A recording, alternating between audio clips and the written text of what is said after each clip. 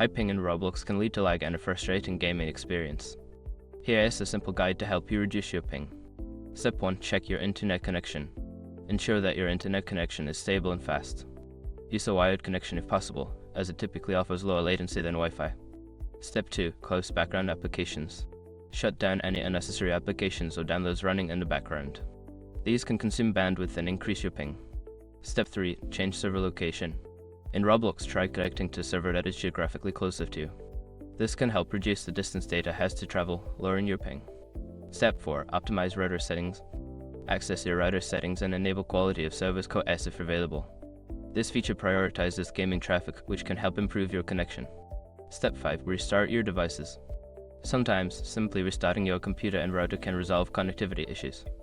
This can refresh your connection and potentially lower your ping. By following these steps, you should see an improvement in your Roblox gaming experience. Enjoy smoother gameplay.